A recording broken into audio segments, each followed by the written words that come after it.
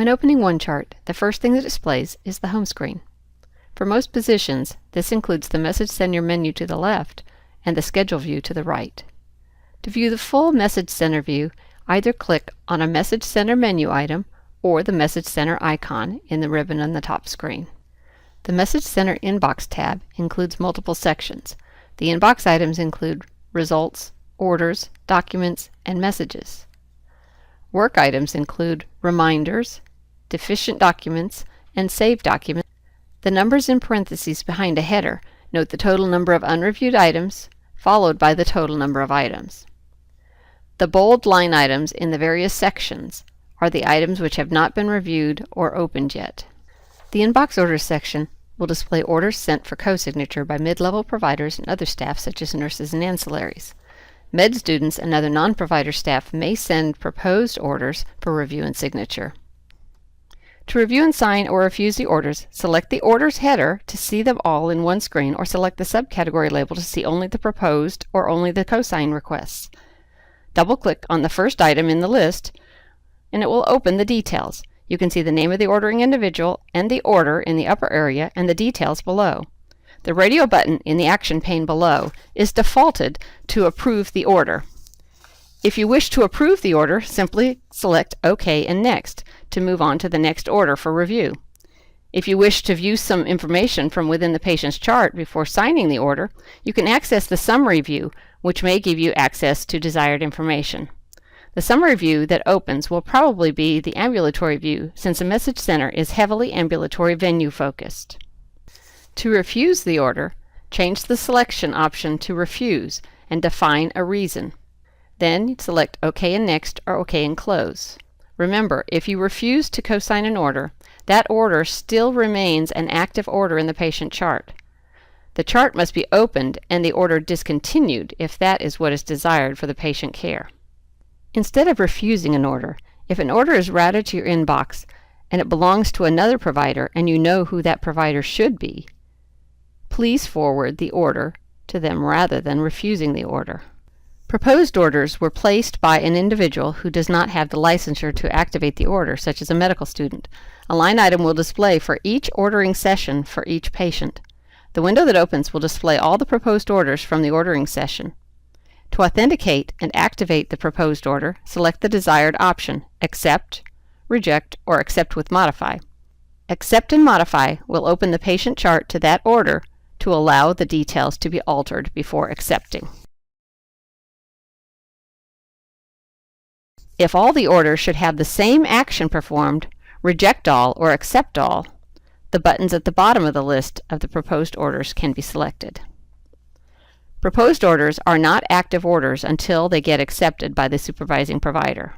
If a large number of orders needs to be approved, such as when an order set gets initiated and routed for co-signature, all orders can be approved at once. Click the Select All option above the list. Right-click and choose Approve. The processes for reviewing and signing documents is similar to that of co-signing orders. If you go to the Document section, you can view a document from the inbox by selecting the document and double-clicking to open it. To close a document, click the X on the Document tab. Clicking the X is equivalent to Cancel button, and no action will be taken on the document. If the document was set for review, the action pane will include a defaulted Review radio button. If the document was sent for signature, a defaulted option will be to sign. Both of them would have the option of selecting Refuse. Just as seen in the order signing process, selecting OK and Next will complete the chosen action and open the next item in the list. If you select Next, no action will be taken on the document. In order to actually sign or review a document, you always have to click the OK and button. If needed, the provider can select to modify from this window. If the document is a final report, Modify will open an addendum at the bottom of the document where information can be added, such as attestation statements. If the document is in the preliminary report phase, some modifications may be made to the body of the document. From the Message Center, documents can be forwarded to others, either while taking action on the review or sign process, or simply forwarded without action by using the Forward Only button on the document screen. The steps for forwarding are the same with either process.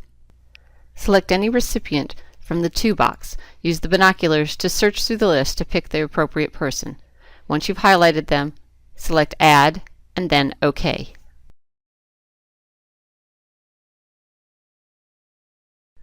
To refuse a document, you do a very similar process as you would with refusing an order. The difference is that when you refuse a document, you must forward the document to the inbox of the HIM Refused Documents via Christie workbox.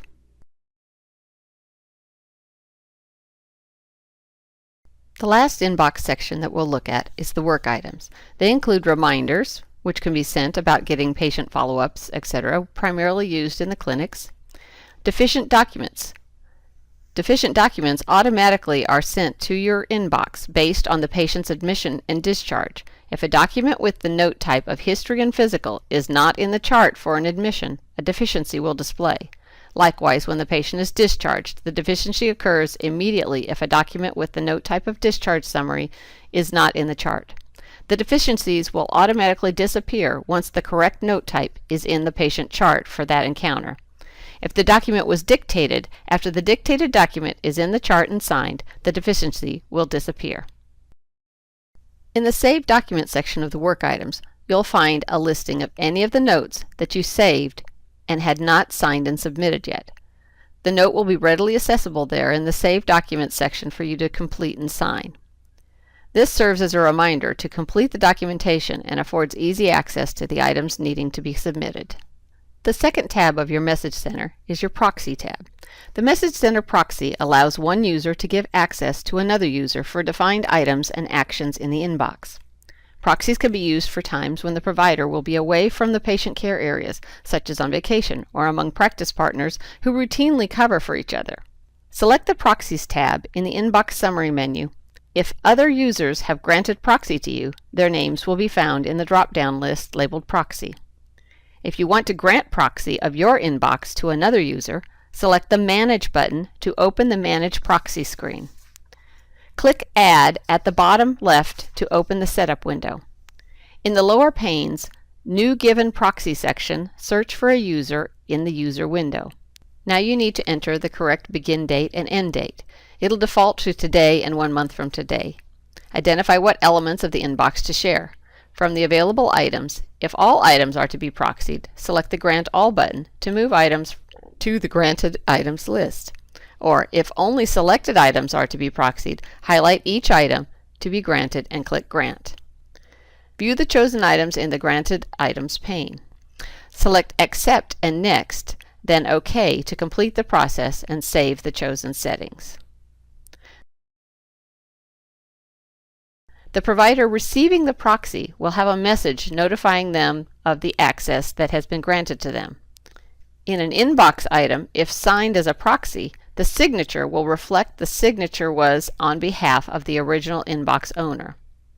If the individual working on a proxied inbox wants to review an item and leave it in the inbox for the original recipient, open and review the document, then close it without signing, refusing, or forwarding the item.